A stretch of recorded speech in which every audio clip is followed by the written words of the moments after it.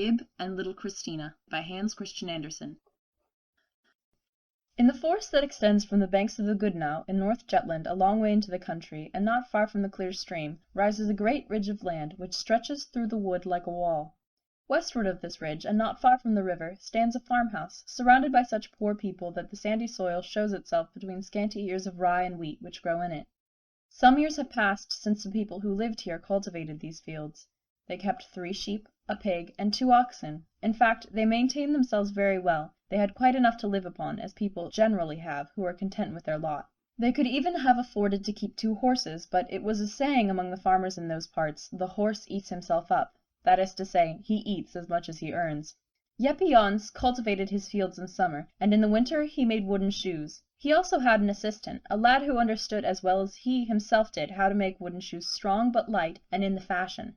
They carved shoes and spoons, which paid well, therefore no one could justly call Jeppe Jans and his family poor people. Little Ib, a boy of 7 years old and the only child, would sit by, watching the workmen or cutting a stick, and sometimes his finger instead of a stick. But one day Ib succeeded so well in his carving that he made 2 pieces of wood really look like 2 little wooden shoes, and he determined to give them as a present to little Christina.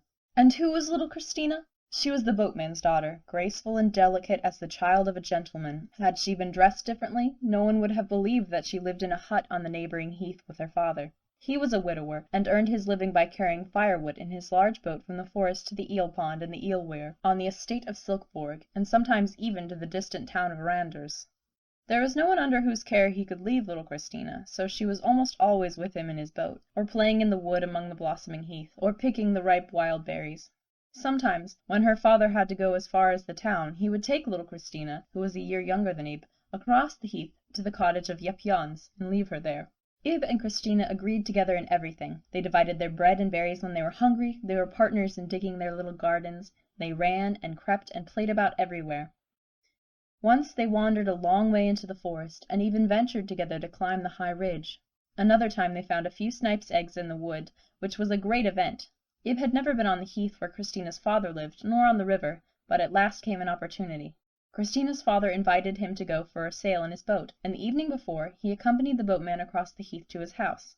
The next morning the 2 children were placed on top of a high pile of firewood in the boat, and sat eating bread and wild strawberries, while Christina's father and his man drove the boat forward with poles. They floated on swiftly, for the tide was in their favor, passing over lakes formed by the stream in its course.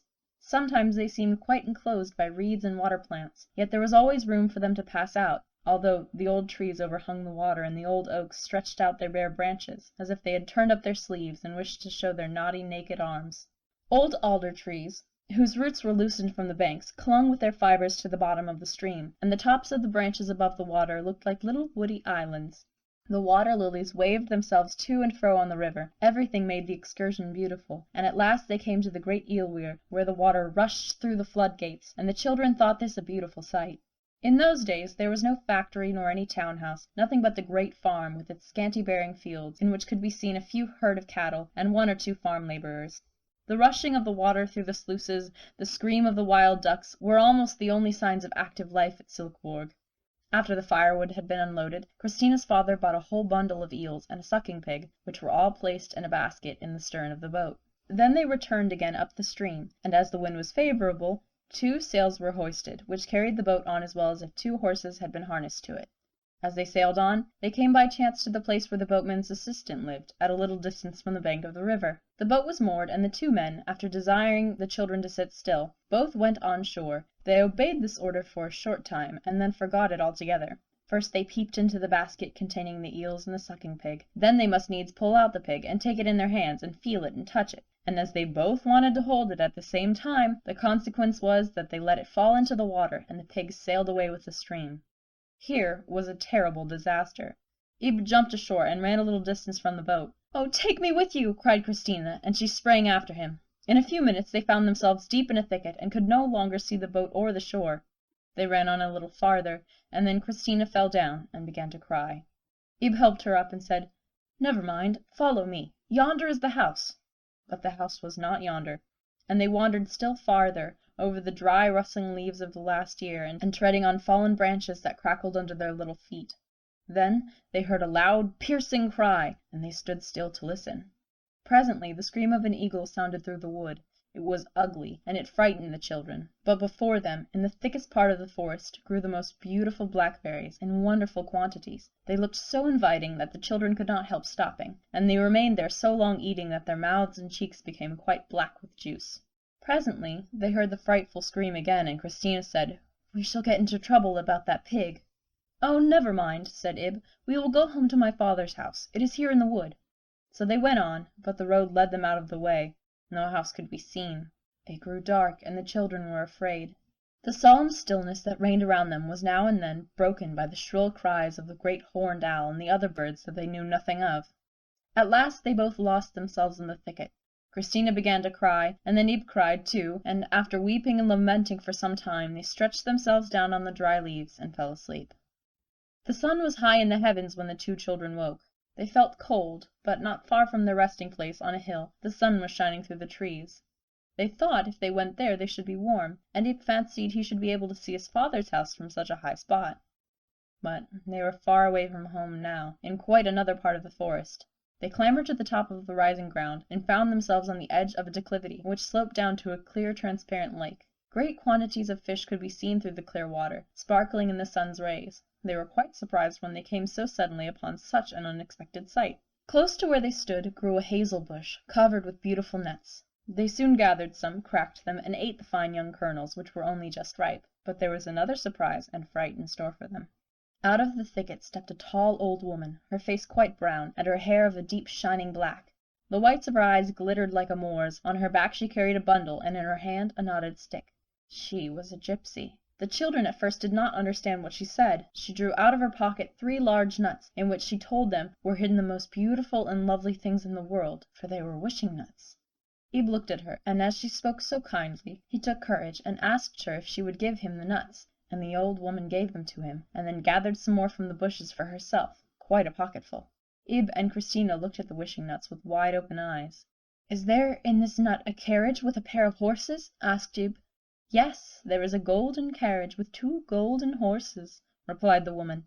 "Then give me that nut," said Christina. So Ib gave it to her, and the strange woman tied up the nut for her in the handkerchief. Ib held up another nut.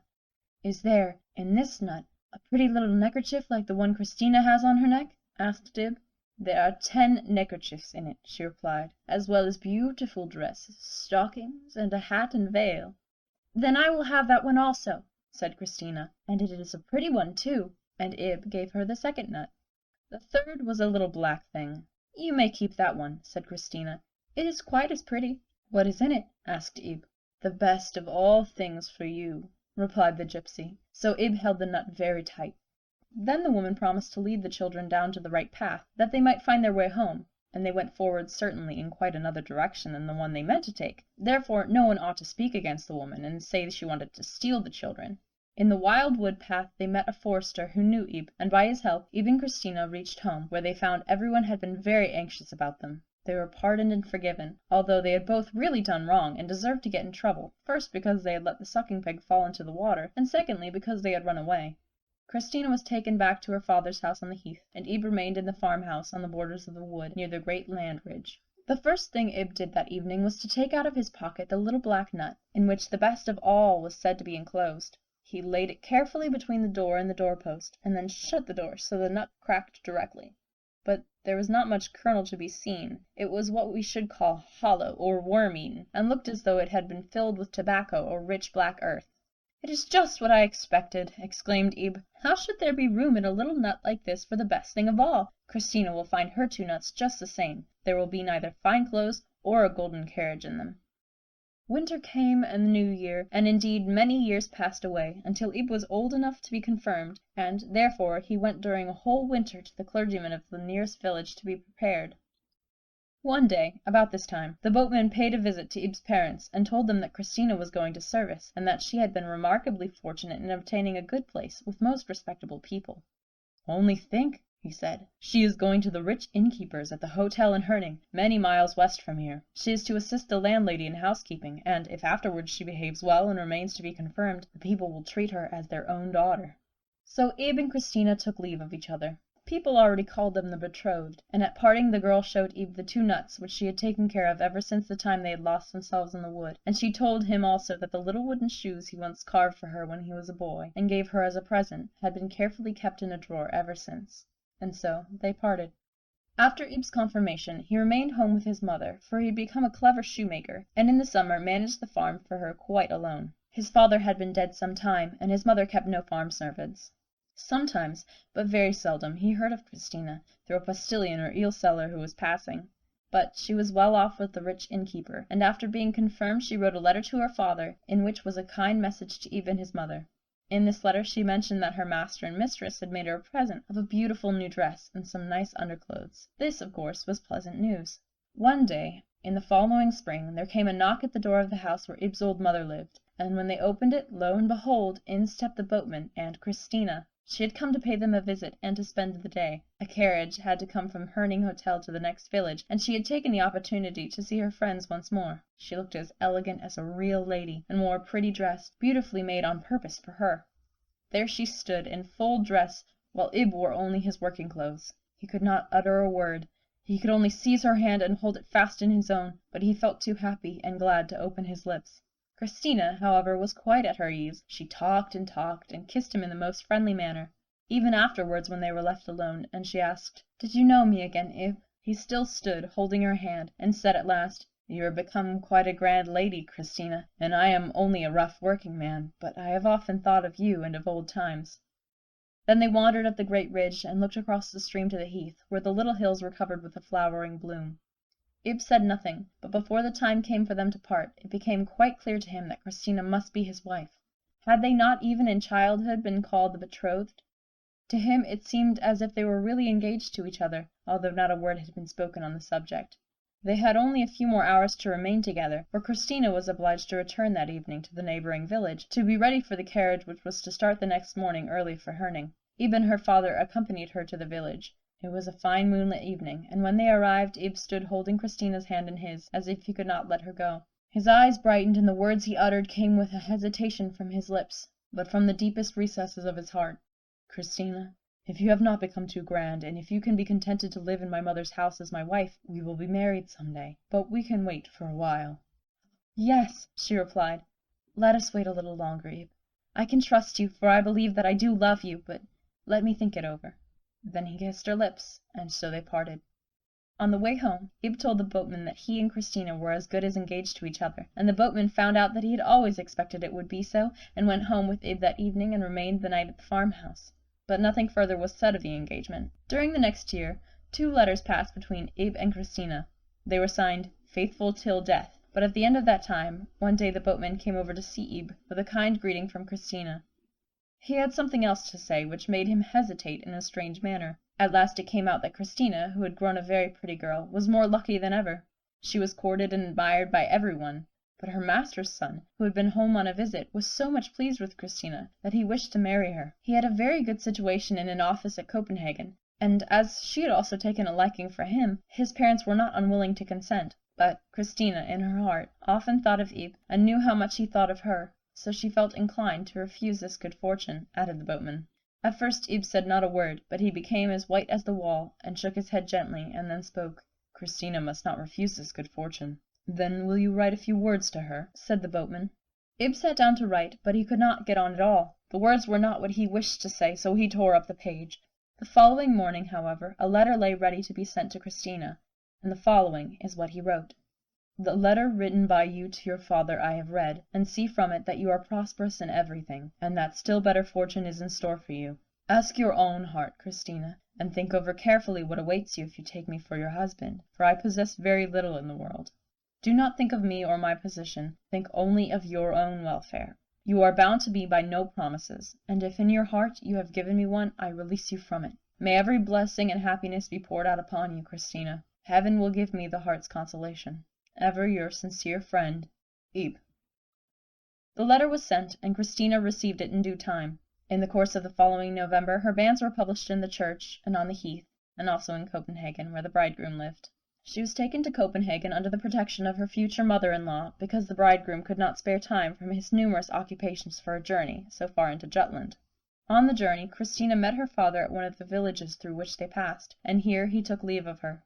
Very little was said about the matter to Ib, and he did not refer to it. His mother, however, noticed that he had grown very silent and pensive. Thinking as he did of old times, no wonder the 3 nuts came into his mind which the gypsy woman had given him when a child, and of the 2 which he had given to Christina.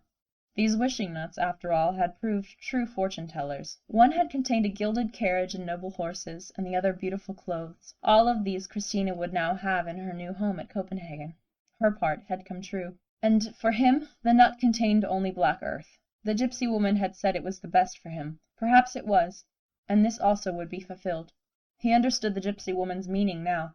The black earth, the dark grave, was the best thing for him now. Again years passed away. Not many, but they seemed long years to Ib.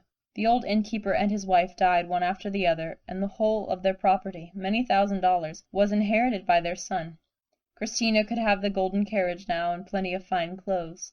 During the 2 long years which followed, no letter came from Christina to her father, and when at last her father received one from her, it did not speak of prosperity or happiness. Poor Christina! Neither she nor her husband understood how to economize or save, and the riches brought no blessing with them, because they had not asked for it. Years passed, and for many summers the heath was covered in bloom, and in winter the snow rested upon it, and the rough winds blew across the ridge under which stood Ib's sheltered home. One spring day the sun shone brightly, and he was guiding the plough across his field. The ploughshare struck against something which he fancied was a firestone, and then he saw glittering in the earth a splinter of shining metal which the plough had cut from something which gleamed brightly in the furrow. He searched, and found a large golden armlet of superior workmanship, and it was evident that the plough had disturbed a Hun's grave. He searched further, and found more valuable treasures, which Ib showed to the clergyman, who explained their value to him. Then he went to the magistrate, who informed the president of the museum of the discovery, and advised Ib to take the treasures himself to the president. "You have found in the earth the best thing you could find," said the magistrate. The best thing, thought Ib. The very best thing for me, and found in the earth! Well, if it really is so, then the gypsy woman was right in her prophecy. So Ib went in the ferry boat from Aarhus to Copenhagen. To him who had only sailed once or twice on the river near his own home, this seemed like a voyage on the ocean, and at length he arrived at Copenhagen. The value of the gold he had found was paid to him. It was a large sum, $600. Then Ib of the Heath went out and wandered about in the great city. On the evening before the day he had settled to return with the captain of the passage boat, Ib lost himself in the streets, and took quite a different turning than the one he wished to follow. He wandered on till he found himself in a poor street of the suburb called Christian's Haven. Not a creature could be seen. At last a very little girl came out of one of the wretched-looking houses, and Ib asked her to tell him the way to the street he wanted. She looked up timidly at him, and began to cry bitterly. He asked her what was the matter, but what she said he could not understand, so he went along the street with her, and as they passed under a lamp the light fell on the little girl's face. A strange sensation came over Ib as he caught sight of it. The living, breathing embodiment of little Christina stood before him, just as he remembered her in the days of her childhood. He followed the child to the wretched house, and ascended the narrow, crazy staircase which led him to the little garret in the roof. The air in the room was heavy and stifling. No light was burning, and from one corner came sounds of moaning and sighing. It was the mother of the child who lay there on the miserable bed. With the help of a match, Ib struck a light and approached her. "Can I be of any service to you?" he asked. "This little girl brought me up here, but I am a stranger in this city. Are there no other neighbors or anyone whom I can call?" Then he raised the head of the sick woman and smoothed her pillow. He started as he did so. It was Christina of the Heath. No one had mentioned her name to Ib for years. It would have disturbed his peace of mind, especially as the reports respecting her were not good. The wealth which her husband had inherited from his parents had made him proud and arrogant. He had given up his certain appointment, and travelled for 6 months in foreign lands, and, on his return, had lived in great style and got into terrible debt. For a time he had trembled on the high pedestal on which he had placed himself, till at last he toppled over, and ruin came. His numerous merry companions and the visitors at his table said it served him right, for he had kept house like a madman. One morning his corpse was found in the canal. The cold hand of death had already touched the heart of Christina. Her youngest child, looked for in the midst of prosperity, had sunk into the grave when only a few weeks old, and at last Christina herself became sick unto death, and lay, forsaken and dying, in a miserable room, amid poverty she might have borne in her younger days, but which was now more painful to her from the luxuries from which she had lately been accustomed. It was her eldest child, also a little Christina, whom Ib had followed to her home, where she suffered hunger and poverty with her mother. "It makes me unhappy to think that I shall die and leave this poor child," sighed she. "Oh, what will become of her?" She could say no more. Then Ib brought out another match, and lighted a piece of candle which he had found in the room, and it threw a glimmering light over the wretched dwelling. Ib looked at the little girl and thought of Christina in her young days. For her sake could he not love this child who was a stranger to him? As he thus reflected, the dying woman opened her eyes and gazed at him. Did she recognize him? He never knew, for not another word escaped her lips. In the forest by the river Goodenow, not far from the heath, and beneath the ridge of land, stood the little farm, newly painted and whitewashed. The air was heavy and dark. There were no blossoms on the heath. The autumn winds whirled the yellow leaves towards the boatman's hut, in which strangers dwelt. But the little farm stood safely sheltered beneath the tall trees and high ridge. The turf blazed brightly on the hearth, and within was sunlight, the sparkling light from the sunny eyes of a child, the bird-like tones from the rosy lips singing like the song of a lark in spring. All was life and joy. Little Christina sat on Ib's knee. Ib was to her both father and mother. Her own parents had vanished from her memory, as dream picture vanishes alike from childhood and age. Ib's house was well and prettily furnished, for he was a prosperous man now, while the mother of the little girl rested in the churchyard at Copenhagen, where she had died in poverty. Ib had money now, money which had come to him out of the black earth, and he had Christina for his own, after all. End of Ib and Little Christina.